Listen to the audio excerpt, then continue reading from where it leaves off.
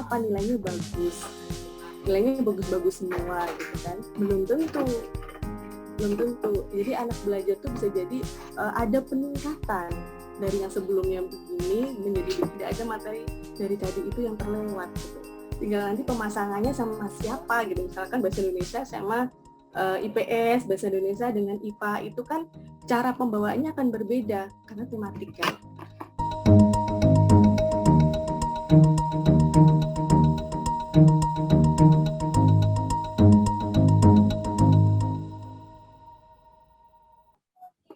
Baik, selanjutnya pemaparan dari saya sendiri nih.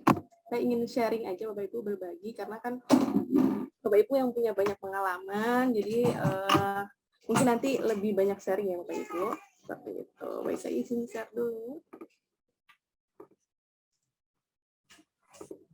Nah, kalau menurut gua di poin yang itu yang pertama adalah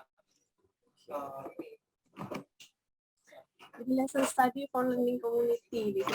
Jadi saya kita mulai membentuk yuk gitu dari lesson study ini, membentuk suatu suatu perkumpulan pendidik yang belajar, sama-sama saling belajar seperti itu. Jadi tidak mengenal tingkat pendidikan, tidak mengenal tapi ayo kita sama-sama saling mengkaji pembelajaran seperti itu. Apa sih lesson study ini? Adalah suatu cara atau metode yang digunakan untuk meningkatkan keterampilan guru dalam mengkaji suatu pembelajaran. Tidak hanya guru sih, pendidik. Jadi saya lebih suka menggunakan istilah pendidik sebenarnya gitu kan, karena dosen maupun guru itu hanya istilah, tapi sebenarnya fungsinya apa, kemudian tugasnya apa, mendidik. Jadi pendidik, jadi seorang pendidik. Jadi lesson study ini pertama kali dikenalkan di Jepang Bapak Ibu. Jadi di Jepang itu setiap pembelajaran itu di open class gitu, setiap ada pembelajaran itu ada observer dan sebagainya. Baik. Jadi untuk membentuk learning community dari lesson study ini, pertama membentukkan anggota sekolah. Siapa saja sih anggota sekolah ini? Yaitu ada kepala sekolah, ada guru, ada laboran, ada pustakawan, staf, siswa, orang tua dan sebagainya ada di sekolah, kan, dalam lingkungan sekolah. Jadi tapi saya mengambilnya di bagian guru dan siswa. Jadi bagaimana sih hubungan akademis antara guru dan siswa? Seperti itu. Jadi terbentuklah learning community, yaitu perkumpulan atau organisasi di mana setiap anggotanya itu terus belajar bagaimana belajar bersama-sama. Jadi belajarnya tidak sendiri-sendiri, jadi kolaboratif seperti itu. Jadi bagaimana belajar bersama-sama mengkaji suatu pembelajaran. Sebelum bagaimana mengkaji pembelajaran secara bersama-sama melalui lesson study ini, jadi saya ingin bertanya dan itu bisa dijawab oleh Bapak Ibu di dalam hati masing-masing ya, tidak perlu kan. Jadi apakah kita sudah merasa enjoy dalam pembelajaran? Jadi apakah kita tuh ketika membelajarkan ke anak-anak tuh apakah kita enjoy gitu? Jadi diri kita harus kita bawa enjoy dulu. Apakah ada beban tersendiri selama pandemi? Aduh, bagaimana banyak kekhawatiran lain gitu yang Bapak Ibu pikirkan gitu. Jadi bagaimana caranya membuat kita dalam membelajarkan ke siswa itu enjoy seperti itu. Nah, apakah peserta didik sudah merasa senang berada dalam pembelajaran kita? Jadi kan ketika peserta itu kan akan lebih mudah, jadi ilmu itu ditangkap oleh mereka, akan lebih senang gitu dalam pembelajaran.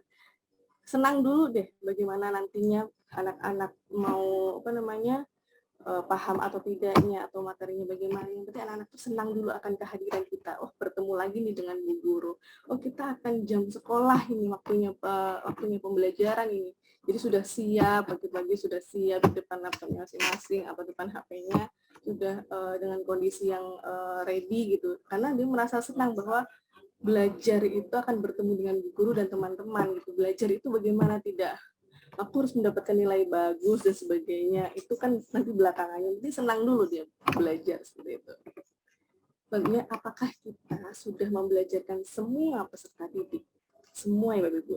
Kalau saya pribadi sih merasa belum, karena apakah mahasiswa itu sudah belajar gitu ketika dalam kita memberikan materi atau memberikan langkah-langkah bagaimana mereka khususnya belajar mencapai ini, mencapai itu, apakah mereka semua sudah belajar? Apakah hanya dengan mengumpulkan tugas itu mereka sudah belajar? Apalagi selama pandemi ini, apakah dia kerjakan sendiri? Apakah dia memang perlu bantuan dari orang tuanya? Ketika orang tuanya tidak mampu memberikan bantuan, bagaimana? Gitu. Apakah siswa itu sudah belajar? Gitu. Apakah mereka benar-benar belajar? Proses belajarnya itu loh. Jadi belajar itu tidak oh anak-anak tuh udah belajar, kenapa nilainya bagus? Nilainya bagus-bagus semua gitu kan? Belum tentu. Jadi anak belajar tuh bisa jadi ada peningkatan dari yang sebelumnya begini menjadi begini, ternyata ada perubahan enak. Jadi seperti itu, bukan hanya patokannya bahwa pokoknya nilai bagus belajar. Ternyata belum gitu. Ada banyak penelitian mengatakan bahwa ternyata belum gitu. Anak-anak yang nilainya bagus tuh belum tentu belajar. Jadi belajar itu ada perubahan dalam diri mereka seperti itu. Nah, ada tingkatan peserta didik. Peserta didik dengan angka akademik tinggi, akademik sedang, dan akademik rendah. Biasanya kita lebih sering fokus ke peserta didik yang pada tingkatan ini. Pendidikan peserta didik dengan akademik yang tinggi gitu kan. Wah, pasti dia ketika di kelas tuh pasti dia menjawab, pasti ini. Jadi kita lebih gampang menunjuk gitu kan. Silahkan dijawab ini namanya ini. Itu kan lebih hafal kita. Kemudian peserta didik dengan akademik sedang, kelas sedang, kadang jawab, kadang enggak, kadang aktif, kadang enggak gitu kan. Nah, yang paling ini yang fokus kita ke sini, peserta didik akademik rendah. Tapi kadang mungkin saya juga gitu, kadang tuh merasa sering menjudge gitu loh, anak ini pasti nggak bisa nih mengerjakan ini, pasti anak ini begini, dikasih soal gini bisa mengerjakan atau tidak ya, atau jangan-jangan dikerjakan orang tua. Jadi kita lebih sudah pesimis dulu gitu menghadapi anak-anak yang seperti ini. Tapi ini bukan tantangan. Kalau di Jepang justru fokus pembelajaran ini pada anak yang gini, yang akademiknya rendah. Jadi yang jadi permasalahan mereka benar-benar dipikirkan bagaimana sih, kenapa sih gitu kan. Nggak mungkin karena semua anak tuh pasti dia mampu gitu loh. Apa gitu, permasalahannya apa gitu akan dikaji gitu dengan melalui lesson study ini. Ini beberapa dokumen yang saya ambil dari teman-teman saya, Bapak Ibu. Jadi pengenalan lesson study pada guru di Malang Raya. Jadi misalnya ada yang dosen di Universitas Muhammadiyah Malang. Karena waktu saya kuliah di sana juga dikenalkan ini lesson study.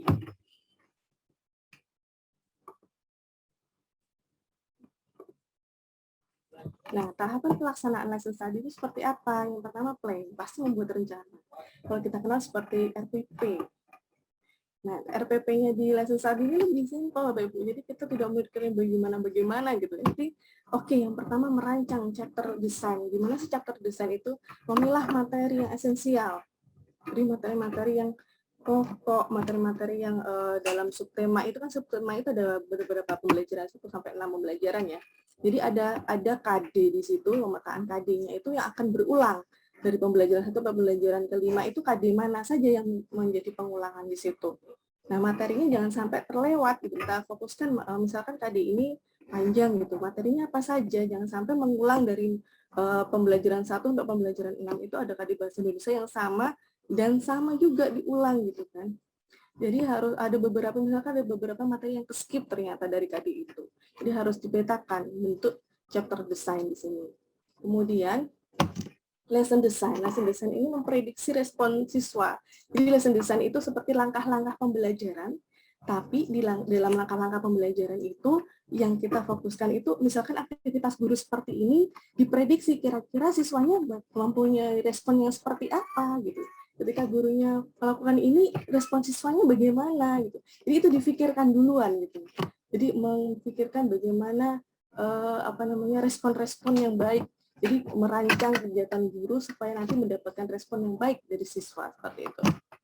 Kemudian yang tahap kedua yaitu do, melaksanakan dan mengamati aktivitas peserta didik dalam proses pembelajaran. Jadi pada DU ini ada satu guru model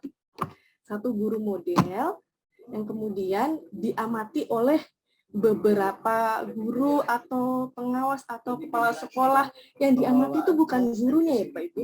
Jadi bukan gurunya, kalau gurunya kan itu di PPG nanti, itu sertifikat pendidikan profesional itu kan PPG. Jadi kan yang diamati gurunya. Kalau di sini enggak, yang diamati ini adalah siswanya. Jadi adakah siswa yang murung? Kenapa dia murung? Adakah siswa yang dia semangat gitu kan? Tapi besoknya ternyata enggak. Kenapa gitu kan? Jadi di benar-benar di siswanya, dilihat siswanya bagaimana responnya. Kemudian yang ketiga sih, yaitu merefleksi hasil pengamatan. Oke.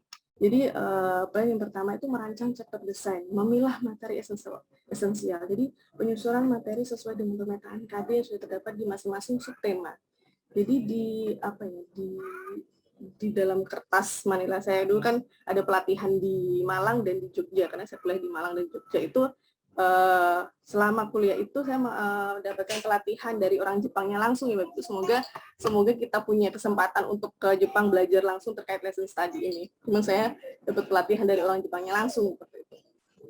Jadi digelar gitu kertas besar gitu. Jadi dia membuat mind map materi satu subtema itu gitu kan. Satu subtema itu mind map materi pokok apa nih sebenarnya. Kemudian sampai di paling ujung itu loh, materi yang paling ujung itu di puncak-puncak itu apa saja gitu. Jadi terlihat jelas gitu, terlihat utuh. Satu subtema itu terlihat utuh materinya. Jadi kita akan lebih mudah, pertemuan ini kita akan ini, pertemuan ini akan ini. Jadi tetap tematik tapi utuh gitu loh, Ibu. Tidak ada materi dari tadi itu yang terlewat gitu.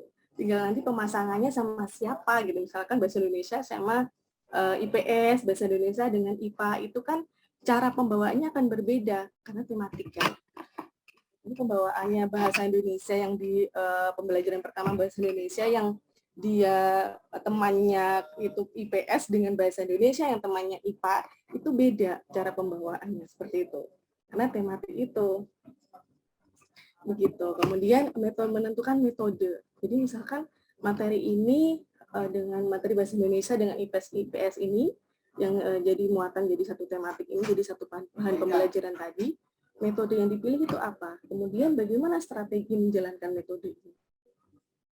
Itu bagaimana strateginya menerapkan ke siswa supaya metode ini berjalan dengan baik seperti itu. Tentu saja strategi yang disesuaikan dengan AB21 ya, mencapai 4C yaitu critical thinking, dan problem solving, kemudian creativity, communication, kemudian kolaboratifnya itu seperti apa gitu kan. Jadi siswa itu lebih ke kolaboratif gitu. Misalkan ada di kelas itu kan ada kadang tuh kalau zaman SD dulu ya gitu kan kita di dalam kelas bukan ujian itu menjawab gitu ada kuis misalnya atau ada apa pertanyaan guru kelompok gitu ya nggak mau ngasih tahu temannya gitu kan. Nggak mau memberitahu temannya mau berdiskusi dengan temannya berbagi ilmu nggak mau gitu kan ditutupin gitu pakai bukunya gitu. Jadi itu berarti pembelajarannya belum kolaboratif. Kenapa? Siswa itu masih berpikir kompetitif gitu. Boleh berkompetitif, tapi saat pembelajaran harus kolaboratif, harus semuanya paham dulu, semuanya belajar gitu, semuanya belajar. Nanti begitu ujian baru karena masih kelemahan kita ada ujian Bapak Ibu. Kalau di Jepang itu tidak ada. Kita kan ada ujian itu ujian semester, ujian ini banyak sekali rangkaian ujian di kita. Nah, di Jepang itu ternyata tidak ada. Jadi mereka tuh belum belajar, fokus belajar untuk mengembangkan apa yang mereka belum paham, bukan untuk mencapai nilai gitu. Seperti itu di sana. Kemudian media bagaimana? Konsepnya benar. Jadi konsep materi yang ada di media itu benar. Kemudian menarik. Tentu saja mudah dan murah gitu kan, mudah digunakan oleh siswa dan murah gitu kan. Tuh. Nah, membuat lesson design ini yang saya ini tadi kan memprediksi respon peserta didik. Jadi pada awal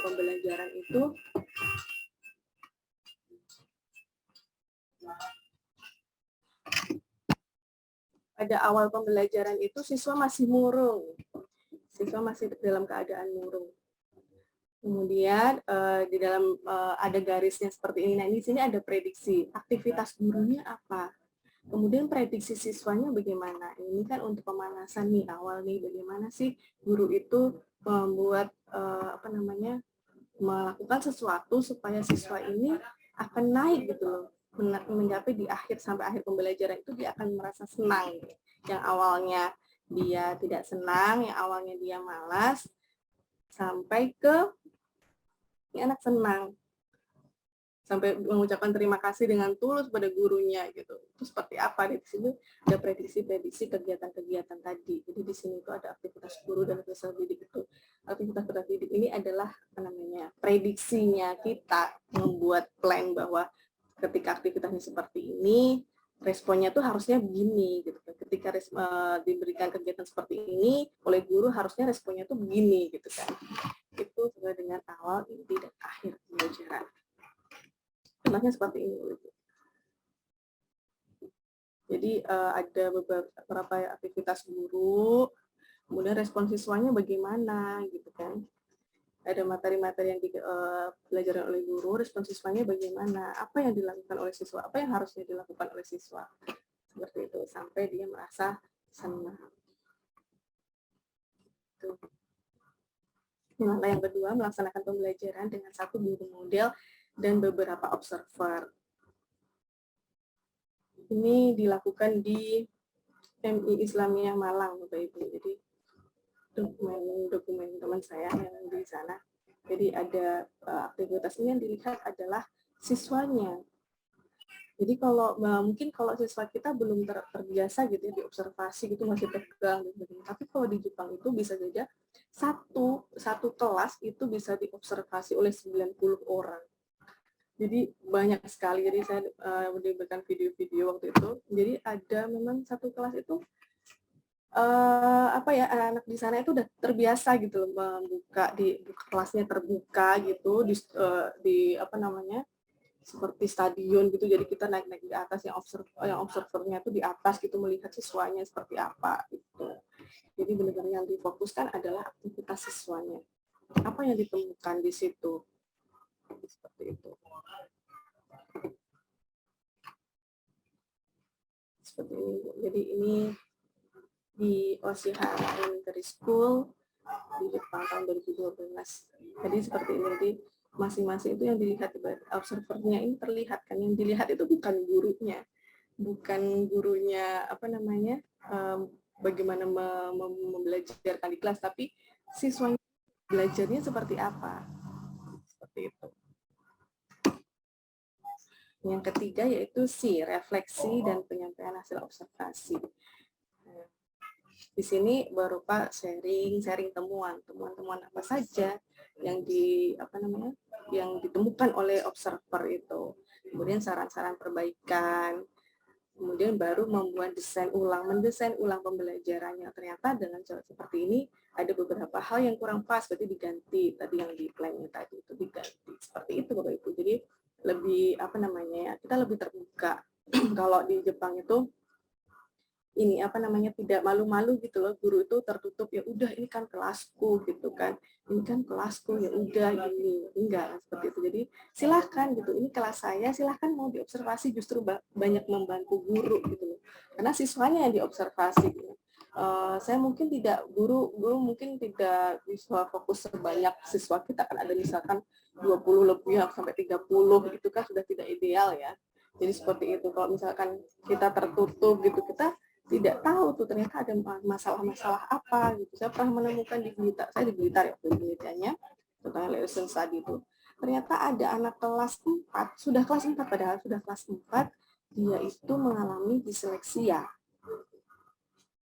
Jadi gurunya nggak tahu ternyata selama ini. Jadi dari guru kelas 1 sampai kelas 3 itu nggak tahu gitu. Ketahuannya di kelas 4 yang itu saya dan teman-teman melakukan penelitian, baru ketahuan ternyata anak ini disleksia. Gurunya menjasa, ini nggak bisa baca, nih anak itu diajarin nggak ngerti-ngerti gitu kan. Padahal ternyata dia disleksia, kan treatmentnya berbeda dengan anak-anak yang normal gitu ya, dengan disleksia itu.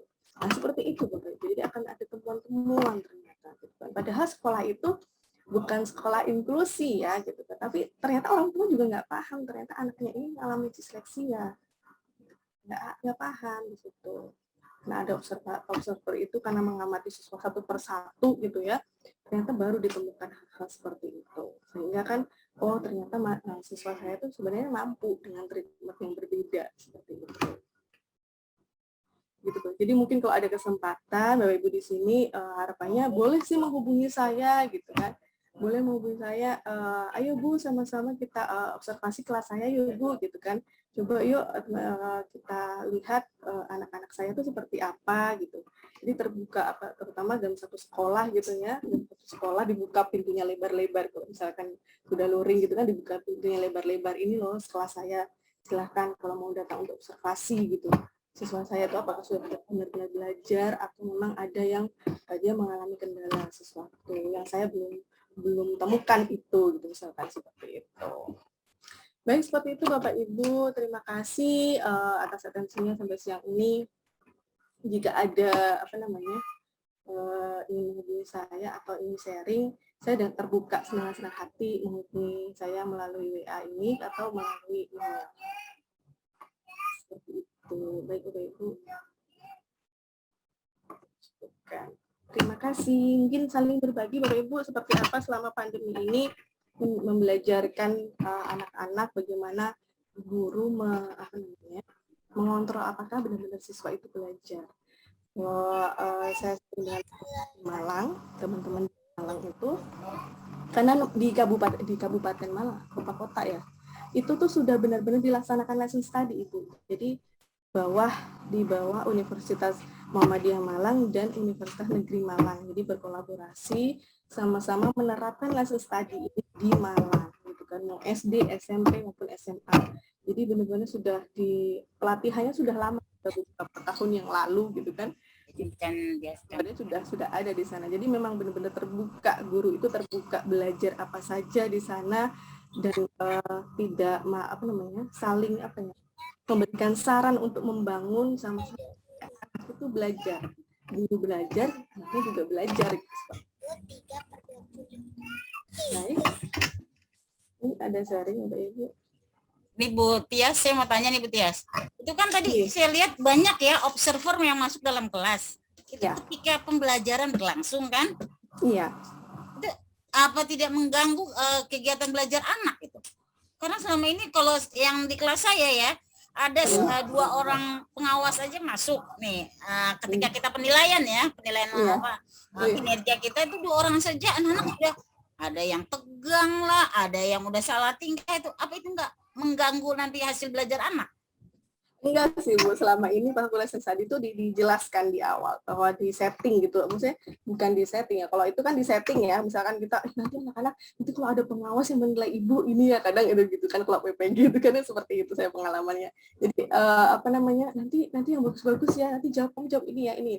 Tapi kalau lesson study itu benar-benar murni, mau anak tegang ya gurunya Bu, bagaimana ini observer ini adalah melihat kalian belajar seperti biasa gitu kan. Awal-awal begitu waktu saya penelitian dulu tuh, awal-awal begitu anak-anak tuh seperti ada yang gugup, seharusnya bisa dia gugup. Jadi kita membaur gimana ya Bu? Anggap aja observer itu nggak ada gitu kan. Anggap aja observer itu tidak ada gitu kan. Anak-anak jadi seperti itu. Jadi anggap aja observer itu tidak ada. Kalian belajar sesuai dengan kebiasaan kalian sehari-hari aja gitu kan. Jadi di setting di awal tadi waktu plan tadi itu observer yang sebagai observer tadi kan juga menyusun plannya tadi Bu. Jadi yang menyusun plan. Gitu. Jadi yang sebagai observer tadi itu plan tadi sama-sama bareng-bareng menyusun planningnya tadi. Supaya guru sudah punya amunisi yang lengkap gitu loh. Amunisinya lengkap, punya media, punya bahan ajar yang menarik, LKPD terutama gitu kan, untuk anak-anak itu bagaimana sih langkah-langkah mereka belajar pada materi ini gitu kan, semenarik mungkin gitu. Itu difikirkan bersama dengan observer itu, tidak dipikirkan sendiri oleh guru model. Kalau di PPG kan guru modelnya buat sendiri, perangkatnya bikin sendiri, medianya sendiri. Tapi ini enggak, ini kolaborasi. Misalkan sama-sama guru kelas 4 itu oh ya guru-guru kelas 4 kita pembelajaran ini, yuk kita buat plan bersama-sama gitu kan. Kita jabarkan, dijabarkan materinya, kemudian metode strateginya harus seperti apa, metode yang dipakai apa gitu kan. Seperti itu. Jadi misalkan, oh kelemahan saya itu membuat media, bagaimana? Nah, nanti sharing. Oke, cara membuat media pada materi ini itu begini, supaya siswa belajar itu begini gitu. Jadi seperti itu, Ibu. Jadi kolaborasi ya dengan teman-teman semua ya. Iya, kolaborasi. Jadi apa ya? Tidak kompetisi gitu. Wah, saya ingin jadi guru yang terbaik gitu kan. Jadi siswa-siswa saya nilainya juga bagus, harus bagus-bagus gitu kan. Padahal kan siswa bagus juga belum tentu dia belajar gitu kan. Apa yang dia pelajari sebenarnya gitu kan. Ya, ingin kita seperti itu ya Bu ya. Tapi kenyataan di lapangan. Kenyataan di lapangan ini. Jadi kita kadang berpuas diri dengan hasil bahwa siswa kita nilainya sudah bagus-bagus gitu kan. Berpuas diri nilai sudah bagus-bagus, padahal belum tentu dia belajar kok. Kenapa orang Jepang itu kualitasnya tinggi-tinggi? Kenapa mereka itu pintar? Kenapa mereka itu bisa menguasai industri? Karena mereka belajar bukan untuk nilai ya, tapi memang benar-benar mereka ingin belajar untuk mengembangkan dirinya gitu. Dan makanya guru di sana tuh sangat dihormati juga seperti apa ya. Jadi justru guru di sana itu profesi nomor 1 gitu loh, mengalahkan dokter dan yang lain-lain gitu. Berarti tujuan pendidikan kita pun tujuan kurikulumnya itu kita nggak ngejar target kurikulum harusnya ya, tapi kita ngejar anak bisa dalam mata pelajaran itu, harusnya seperti itu ya. Selama ini kan kita ngejar target kurikulumnya harus ini selesai, harus ini, apalagi kelas 6. Nah, diajar ya, belajar cuma 6 bulan.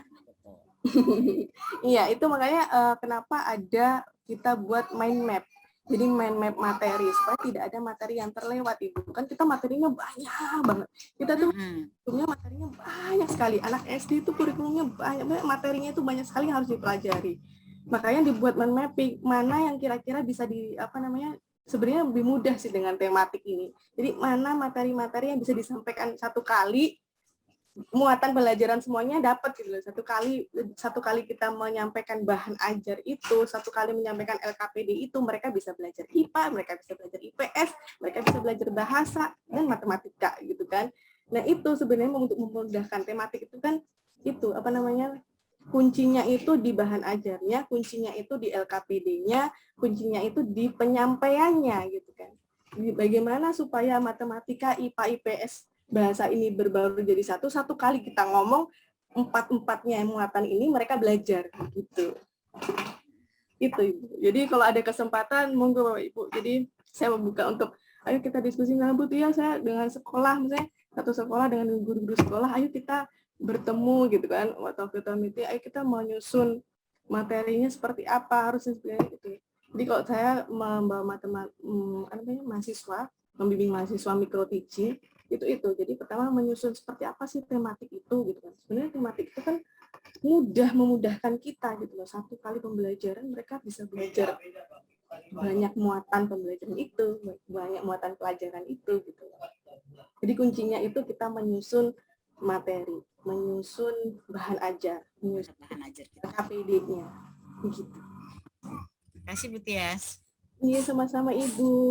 Pasti Ibu lebih banyak pengalaman. Kalau saya kan mempelajari teori, kemudian yang praktek itu Bapak Ibu ya, langsung di lapangan itu seperti apa, kendalanya bagaimana. Makanya itu saya lebih banyak menggunakan lesson study ini supaya saya juga belajar gitu loh. Saya juga belajar. Ternyata siswa itu seperti ini loh ketika sepertinya tuh waktu plan itu kita itu udah seideal mungkin gitu kan, menyusun metodenya seideal mungkin dan strategi-strategi yang kita laksanakan itu sepertinya itu sudah bagus, sudah ideal. Ternyata waktu pembelajaran respon siswanya tidak sesuai dengan prediksinya kita gitu.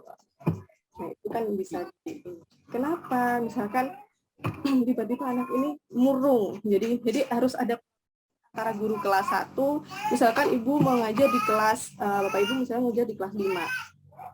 Kok anak ini begini ya? Maksudnya kenapa dia tidak antusias? Apakah di kelas 1, 2, 3, di kelas sebelumnya itu juga seperti ini? Atau hanya ditemukan pas di kelas kita? Gitu kan. Kalau saya mengajarkan mahasiswa seperti itu, jadi kalau saya mengajarkan, karena saya membawa psikologi pendidikan ya Bu, psikologi pendidikan yang saya ajarkan di PGSD itu, jadi saya berikan film dokumenter gitu kepada siswa. Ada anak itu namanya Teddy, itu kelas 5, dia itu kelas 5 murung, kelas 4 juga murung, tapi kelas sebelumnya itu dia ceria, dia mampu belajar, tapi kenapa mulai di kelas 3, kelas 4 dia mulai turun, dia sudah bajunya sekolah itu udah tidak layak, tidak siap belajar sama sekali gitu kan. Akhirnya guru mencari tahu dari catatan-catatan guru sebelumnya gitu kan. Setiap guru punya catatan, Bu. Jadi catatan guru sebelumnya, ternyata di kelas 3 ibunya si Teddy ini meninggal. Jadi dia tidak punya semangat lagi untuk belajar karena alasan satunya ibunya. Bapaknya sibuk bekerja dan sebagainya, ternyata dia tidak punya ibu. Akhirnya si guru ini karena film dokumenter ya, jadi si guru ini berperan mendekati dia dan berperan sebagai ibunya. Gitu kan. Seperti apa berperan sebagai ibunya, akhirnya dia mulai mau lagi belajar, dia mulai lagi jadi dia menemukan kasih sayang itu dari gurunya seperti itu. Filmnya agak emosional sih Bu. Nanti kalau misalkan ini bisa hubungi saya untuk mendapatkan file yang agak besar sih memang. Kali kalau seperti itu bisa ketika kita luring ya. Kalau ketika daring ini yang susah. Nah, ketika daring ini kemarin itu saya juga sharing dengan teman-teman. Ketika daring itu kita memang mendekati orang tua, Ibu. Jadi minta tolong ke misalkan kepala sekolah ya, mengadakan diizinkan gitu untuk gurunya, kepala sekolah dan komite diizinkan untuk gurunya itu visiting atau ada pertemuan dengan orang tua itu intens gitu. Maksudnya memahamkan orang tua bahwa anak belajar itu bukan hanya mendapatkan bagus gitu, tapi dia benar-benar belajar apa yang dia kuasai dari materi itu, apakah dia benar-benar paham gitu kan. Simpel aja, yang penting anak nilainya bagus, udah dianggap belajar gitu kan, selesai. Iya Bu, itu dia Bu, kemarin tuh orang tua saya tanyain, Mam, kok ini anak seperti ini? Yang penting kan anak saya belajar Bu, yang penting kan anak saya dapat nilai. Maksud saya bukan dapat nilai, bukan itu Mam. Kenapa kok anak ini ketika Zoom itu yang ada kok murung, diem aja. Ditanya pun tidak menjawab.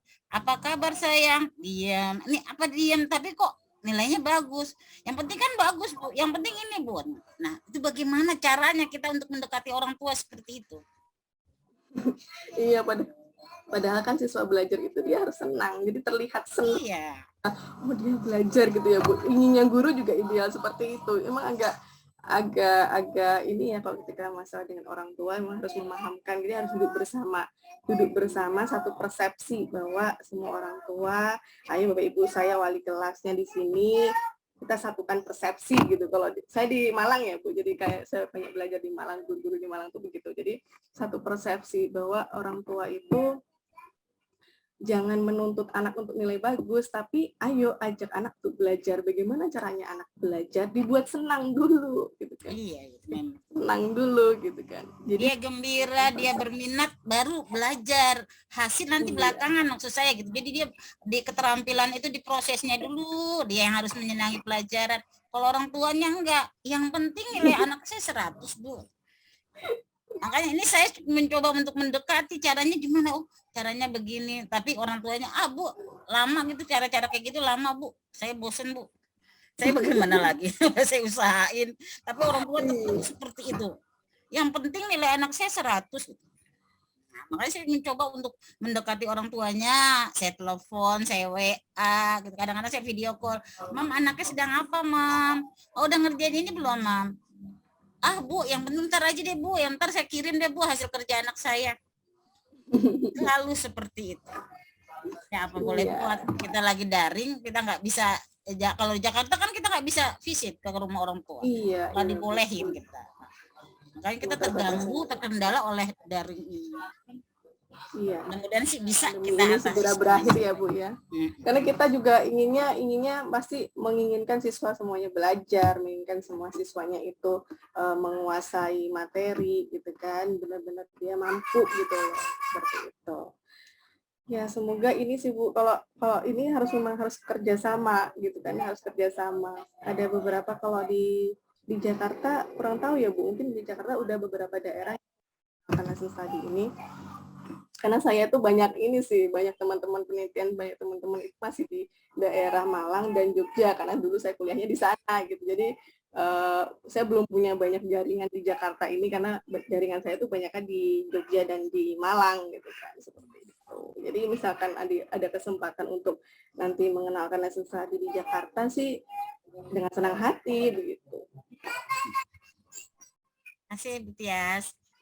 Sama-sama Ibu, semangat ya Ibu-ibu dan Bapak-bapak, karena permasalahan ini tidak hanya guru, tapi dosen pun begitu. Mahasiswa yang sudah dewasa saja kita harus ekstra gitu, selama pandemi kita harus ekstra bagaimana membuat mahasiswa itu belajar gitu kan. Kalau mahasiswa kan bisa kita tekan gitu ya, ada ini gitu kan, bisa kita kontrol dari situ. Bagaimana dengan siswa? Siswa itu kan harus didampingi oleh orang dewasa, yaitu orang tuanya. Baik, Bapak Ibu, ada lagi yang ingin sharing?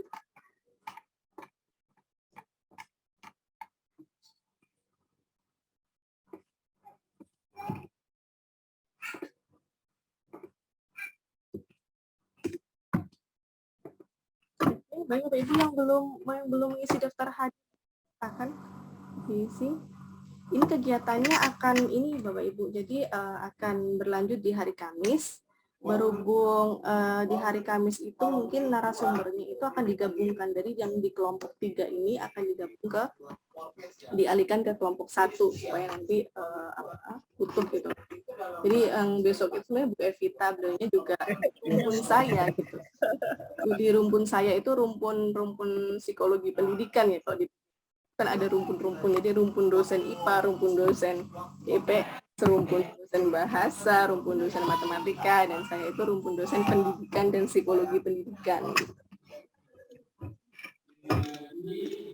Seperti itu Bapak Ibu. Jadi untuk besok jika ingin bergabung langsung ke link yang di kelompok 1 ya Bapak Ibu. Iya Bu. Ada lagi.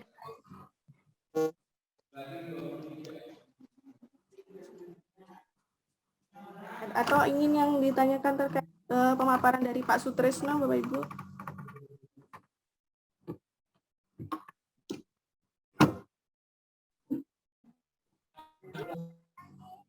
Jadi ada beberapa proyek ya dari Pak Sutrisno tadi, yaitu membuat nyalain nih, Dik. mungkin berkelompok saja, Bu. Atau memang sudah ada seperti itu, tinggal dikumpulkan ke Pak Sutrisno saja. Itu. Kalau saya sih ini Bu, linknya tuh sharing nanti dikirimkan ke saya melalui WA atau email saya tadi. Jadi ketika kondisi Zoom Bapak Ibu, Bapak screenshot gitu, kondisi siswanya seperti apa gitu, yang benar-benar real, murni, tanpa di-set Bapak Ibu, jadi bagaimana ekspresi siswanya itu terlihat gitu. Saya ingin melihat aja dari foto-fotonya itu gitu, dari foto-foto itu bagaimana sih ekspresi yang menunjukkan ekspresi siswa ketika sama pandemi itu gitu kan. Jadi bahan evaluasi saya dalam penelitian gitu, ternyata seperti ini dulu wajahnya peserta didik selama belajar di masa pandemi ini gitu. Nanti saya ini ke grup ke WA ya Ibu untuk bagaimana mengumpulkan. Kalau saya itu Bu, saya ingin melihat, jadi nanti saya gambarkan bahwa saya deskripsikan gitu loh, saya laporkan menjadi bahan hasil pengambilan hasil penelitian ini, bahwa ini loh wajah peserta didik kita selama pandemi dan bagaimana solusinya gitu kan, bagaimana solusinya supaya wajah-wajah ini semua tersenyum seperti di plan tadi kan, semuanya tersenyum bahagia di akhir dan anak-anak semua bahagia gitu kan. Seperti itu. Si Bapak Ibu juga semoga bahagia, sehat selalu. Ada lagi Bapak Ibu yang ingin di-sharingkan? Saya Bu boleh? Iya, silakan Ibu. Ya, saya pas kenaikan ini saya mau lihat muridnya nggak tahun lalu ya, tahun ini kan murid daring dari awal ini daring dan dia belum pernah tatap muka ya Bu ya. Iya Bu. Saya awalnya agak sulit membangkitkan semangat lalu saya mencoba untuk membangkitkan mereka semangat ya. Di sekolah kami memang semuanya dari kelas 1 pada 9 usahakan untuk melaksanakan tugas pagi ya Bu. Dari sikap KI 1 dan KI 2 dengan melaksanakan beribadah dan bantu orang tua lalu olahraga. Memang nggak semuanya, nggak sampai 100% mereka melaksanakannya, tapi saya tetap memberikan alasan-alasan kenapa sekolah kami seperti itu, karena kami harus membangkitkan sikap dulu dari kelas SD itu, sikap dulu yang dilaksanakan. Dari foto juga saya coba dong, fotonya saya komen, usahakan senyum ya anak-anak ya, supaya kalian melaksanakan dengan, emang itu nggak waktunya nggak langsung mereka ini, ayo dong foto ulang sambil saya saya bangkitkan semangat gitu. Alhamdulillah untuk sekarang saya ini fotonya mereka selalu tersenyum, walaupun mungkin atas mohon saya ya. Tapi insya Allah lama-kelamaan mereka juga saya memberikan alasannya kenapa kalian tersenyum dan kalian tuh bisa tumbuh rasa ingin belajarnya, untuk ingin tahu apa itu belajar gitu. Sampai sekarang juga saya selalu melatih orang tuanya, Bapak Ibu, pendidikan dasar itu bukan hanya hasil yang Ibu ingin mendapatkan nilai bagus, tapi yang dibentuk awal itu adalah sikap. Lalu seperti itu. Alhamdulillah sih sedikit mulai ada seperti itu Bu. Mohon maaf kalau ada yang baik. Terima kasih Bu sharingnya. Jadi memang proses ya Bu Ibu, memang semuanya proses. Jadi memang sikap itu harus dibentuk dari sejak dini gitu kan. Sejak dini itu memang proses, nggak bisa ketika nanti udah dewasa nanti aja dah dibentuknya waktu jadi mahasiswa, itu sulit sekali. Jadi saya pun merasakan wah ternyata begini ya, ketika karakter itu ditanamkan dari kecil, tidak ditanamkan dari sejak SD, sejak ini sampai dewasa, mereka masih orangnya dewasa tapi masih punya sisi kekanak-kanakan dan sikap-sikap yang menurut saya ini sepertinya bukan mahasiswa. Gitu. Kalau kita yang diajarkan dua Bu, orang tua dan anak. Iya Bu, jadi saya juga heran ada beberapa mahasiswa yang kadang sampai tangan, karena saya langsung menegur gitu kan, tidak begini caranya berkomunikasi dengan dengan gurunya gitu, dengan dosennya tuh tidak seperti ini. Bukan berarti kita harus selalu dihormati gitu ya, tapi harus ketika dia dengan orang lain bagaimana, untung dengan gurunya sendiri gitu kan, untung dia begitu dengan gurunya sendiri. Nah apa jadinya ketika nanti dia jadi alumni gitu, terus dia ngobrol dengan orang lain dengan begitu gitu. Wah itu kan pasti ini gurunya dulu siapa sih gitu kan, orang tuanya siapa, ini alumni mana gitu kan. Wah itu rasanya beban sekali gitu. Saya sudah mengajari bahwa seorang guru itu akhlaknya yang dilihat pertama kali kan, adab sebelum ilmu, saya bilang. Jadi adabnya dulu sebelum ilmu, yang dulu harus diutamakan seperti apa gitu. Adabnya terhadap guru, terhadap orang tua, terhadap orang ini orang yang lebih tua, bagaimana dengan anak-anak dan sebagainya, seperti itu Ibu. Jadi proses ya Ibu, semangat, terima kasih, sama-sama kita saling saling belajar, saling memberi dukungan gitu, saling memberi dukungan bahwa saya ini sama-sama pendidik, hanya saja posisi kita berbeda, posisi yang kita hadapi berbeda gitu. Saya harus membelajarkan ke orang dewasa, Bapak Ibu mengajarkan ke anak-anak, jadi kita perbedaan di perkembangan ininya aja, perkembangan peserta didiknya aja, tapi bagaimana cara-caranya treatmentnya, ya bagaimana sih seperti mendidik itu, proses mendidik itu kan proses yang panjang gitu. Baik, terima kasih Bapak Ibu. Masih Saya sekarang Pak turun semangatnya ya Allah. Padahal yang nggak semangat 10, kadang saya ikutan kok nggak berhasil ya.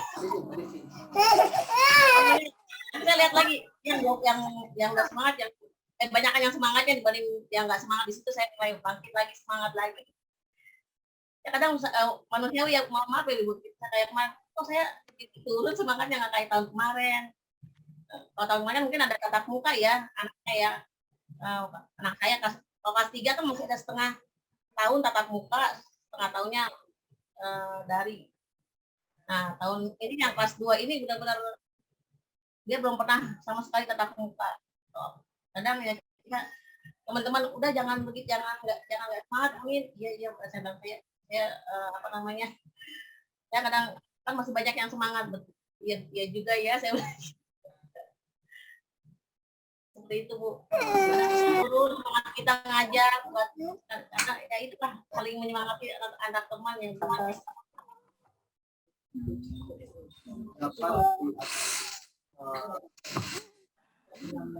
Baik.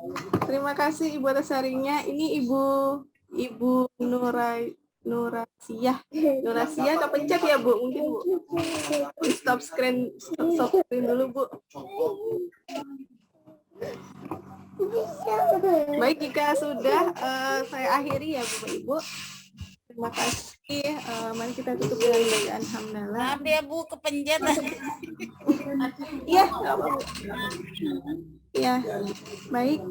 Nanti kita ngobrol-ngobrolnya lagi di grup aja Bu ya, di grup terdekat. Saya akan memberikan apa saja ya project-project. Kalau saya tidak menyebutkan. Terima kasih Bu. Ya, ini bentuknya project aja gitu kan, project dari Pak Sutrisno terkait itu RPP itu. Kalau saya hanya itu ya Bu, mohon maaf, mungkin agak merepotkan gitu. Jadi foto-foto wajah-wajah peserta didik, wajah-wajah siswa Bapak Ibu selama pandemi. Jadi yang real Bapak Ibu, supaya saya hasil penelitian, hasil pengabdian ini benar-benar real gitu loh, nyata. Saya laporkan ke pimpinan itu nyata, ini loh hasil pengabdian dan penelitian saya terkait ini wajah-wajah apa yang saya perbuat dengan ini gitu kan. Kemana kirimnya Bu? Wah, anak ya. Nanti saya informasikan di grup ya Bu, di WA grup. Saya Ibu sering mau- soalnya Jun saya sering screenshot. Nah, wajah anak-anak banyak tuh. Iya, Ibu mau nanya yang wajah satu persatu atau yang barengan di Zoom gitu? Bu? Barengan aja Bu, selama klasikal, Oh iya, klasikal siap. aja. Ya Iya. siap, terima kasih. Jadi kita bisa, nanti saya tulis sumber-sumbernya dari SD mana dengan ibu siapa, pembelajaran siapa, jadi pimpinan tahu gitu loh, nanti dilaporkan ke kementerian tuh ini loh ternyata wajah-wajah anak-anak kita gitu loh. Baik, makasih Bu. Terima kasih Bapak Ibu. Mau yang kolase tiap hari atau gimana Bu? Yang tiap hari ada kolase atau yang pas Zoom? Pas waktu Zoom Bu, jadi supaya terlihat pas Oh, waktu Zoom. yang pas Zoom, oke. Satu kali pembelajaran aja nggak apa-apa. Oke, makasih. Baik, terima kasih Bapak Ibu. Maaf jika hari ini masih ada kekurangan dari kami, kendala-kendala dari kami mohon maaf. Semoga besok Ibu berniat untuk join kembali untuk memperoleh dari narasumber kami yang lain, dosen-dosen PGSD yang lain, dengan materi-materi yang beragam lagi. Baik, jika sudah, Pak Sutrisno ada penutup lagi Pak? Atau sudah? Bu, Ya, batas Bu. waktu pengirimannya Bu, kapan Bu? Ya Bu Tias, terima kasih. Ada beberapa yang ingin saya tambahkan. Yang pertama, PPT saya sudah bisa di-download, ya, di chat. Udah saya kirim di chat. Anda silakan, Bapak Ibu silakan mendownload. Yang pertama. Yang kedua, tugas juga sudah saya kirim di chat. Silakan di-download. Saya beri waktu sekitar 2 minggu, 3 minggu untuk 2 minggu lah, 2 minggu. Ya, maaf di kesibukan Bapak Ibu, saya memberi tugas membuat perangkat pembelajaran berbasis keterampilan proses. Itu jadi PPT dan tugas dan link untuk dikirim kemana tugas Bapak Ibu itu sudah saya chat. Itu yang pertama. Yang kedua, memang kendala mengenai pandemi COVID PJJ ini sama yang dikeluhkan Bapak Ibu dengan kami dosen menghadapi mahasiswa. Karena prediksinya ada 3 kemungkinan. Ada yang menyatakan 2 tahun, sekitar 2 sampai 3 tahun akan hilang pandemi. Kita kembali ke luring, yaitu pembelajaran tatap muka. Tapi ada ahli yang mengatakan tidak hilang, tetapi wujudnya bukan pandemi, tapi endemi. Kalau pandemi itu menggejala seluruhnya. Kalau endemi hanya orang per orang. Itu dengan alasan virus adalah makhluk hidup dan nggak akan hilang, gitu ya. Itu tetap akan ada. Mau nggak mau kita harus menyikapi atau mengakrabi. Yaitu sesuai tugas kita walaupun pandemi. Tugas dosen ya. Tugas dosen dan guru adalah mengajar. Bagaimana sulitnya kita mengajar harus kita jalankan. Itu. Ya. Nah, kita berdoa saja mudah-mudahan memang pendapat pertama yaitu virus corona COVID-19 ini bisa hilang dalam waktu 2 tahun, maksimal 3 tahun. Kalau memang yang kedua nanti yaitu akan hilang sebagai, kalau udah 70% divaksin maka akan menjadi endemi bukan pandemi. Kalau pandemi itu seluruhnya, kalau endemi hanya orang per orang. Dan ada lagi yang berpendapat bahwa virus tidak akan hilang, akan tetap ada. Itu ya, itu. Nah, sekarang itu yang pertama mengenai pembelajaran PJJ atau pandemi ini. Nah, bagaimana? Ya gimana? Ya memang sulit, tapi ya kita sebisanya kita. Karena di UNJ juga mahasiswa tidak boleh tidak lulus, harus diberi nilai lulus yang minimal. Itu kita juga menghadapi problem yang sama dengan Bapak dan Ibu, kita senasib karena kita sama-sama guru sebenarnya. Ya, cuman bidangnya seperti Ibu Tias katakan, kalau Bapak Ibu mendidik anak-anak, kita mendidik remaja untuk jadi guru. Tapi sama sebenarnya. Itu. Nah, itu juga kita menghadapinya sama, Bu. Gitu ya. Kalau soal mereka bisa IT ya cuma itu kita tidak terlalu sulit dibanding Bapak Ibu guru. Cuma apakah dia mengerjakan tugas dengan jujur, apa mengerjakan tesnya dengan jujur, ya kita juga nggak tahu karena mereka kan pakai IT. Kita juga nggak tahu apa ada pendamping nggak waktu tes atau gimana ya. Tapi ya itu. Nah, yang penting Bapak Ibu kita berusaha sebaik mungkin, gitu saja. Soal nanti hasilnya ya apa yang terjadi. Dan seandainya pun dibantu orang tua ya sudahlah. Memang tidak harus naik kelas. Begitu juga mahasiswa kami juga harus lulus dengan nilai walaupun nilainya minimal. Jadi kita senasib. Tapi cerdas-cerdas kita, pandai-pandai kita saja bagaimana supaya pembelajaran tetap jalan. Nah itu ya. Nah kalau mengenai tadi, baik, mohon maaf Bapak, terima kasih untuk waktunya. Sudah habis. Baik, akan kita lanjutkan melalui pengumuman-pengumuman di WA Group Bapak Ibu terkait hari ini, apa saja proyek-proyek yang diberikan oleh dosen dan apa saja yang harus Ibu penuhi untuk mendapatkan sertifikat dengan jam pelajaran yang ada seperti itu. Baik, terima kasih Bapak Ibu. Mohon maaf apabila kami masih ada banyak kekurangan. Nanti akan berlanjut ada kegiatan-kegiatan selanjutnya. Misalkan ini boleh bertahan di dalam grup agar kami informasikan workshop-workshop yang akan kami lakukan selama oleh program studi PGSD. Ada workshop series kami itu terkait pembelajaran selama pandemi. Seperti itu. Terima kasih Bapak Ibu. Selamat siang. Wassalamualaikum warahmatullahi wabarakatuh. Waalaikumsalam, Bu Tia. Semangat dan sehat Bapak Ibu.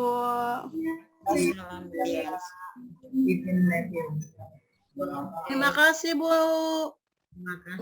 Terima kasih Ibu ilmunya. Terima kasih Pak Tia dan narasumber. Ibu pamit ya. Komisi untuk PT-nya kalau nggak buka ya? Semangat ya Bu. Nanti kami share di grup Di WA ya? Bapak Ibu. Iya. Iya. Kasih Bu. Ya, terima kasih. Izin ya Bu. Ya Bu, siap.